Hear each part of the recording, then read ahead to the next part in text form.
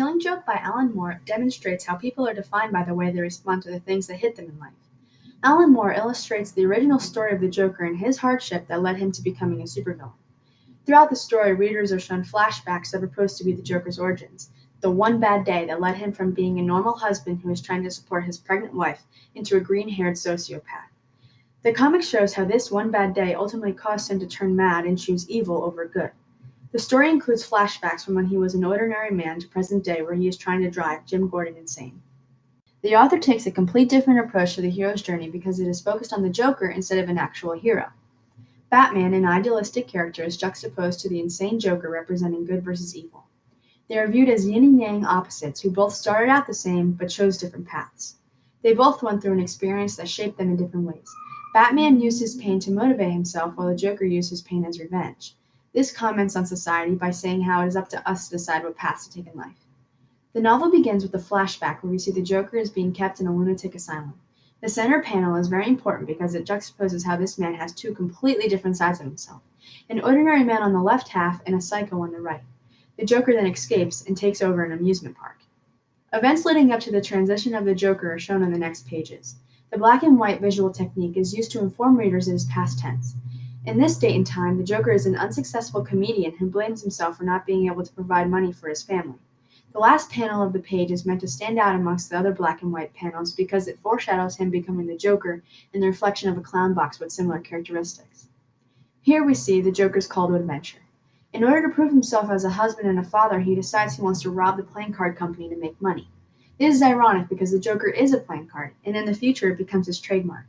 His plan is for him and two other criminals to go through a chemical plant. The men use pathos as a form of persuasion by saying, "Do you want to raise your kid in poverty?" His refusal to the call is when he is informed by the police that his wife carrying his unborn child is dead. Because of this, he loses his motivation.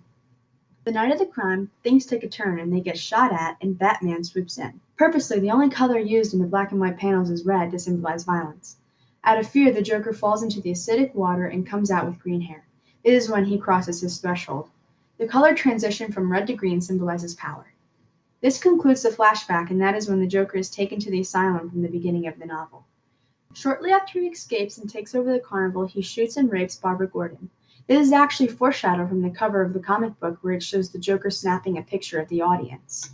The Joker metaphorically relates her to a book by saying things like coffee house edition, hole in the jacket, and spine damage. These panels that contain very little dialogue are very important because Alan Moore is known to be an author who uses many words. He kidnaps Jim Gordon to the amusement park and forces him to witness photos of his daughter suffering to turn him mad. He is trying to prove the point that everyone is one bad day away from being just like him. Using this setting as his torture chamber is ironic because a carnival is a place that embodies joy and fun. Batman knows that one of them will end up dead, so he wants to end their feud and make amends. Batman wants to help him because he knows he could have easily ended up just like him. The Joker refuses by telling Batman a joke that relates to why he can't trust being on the same team as anybody else.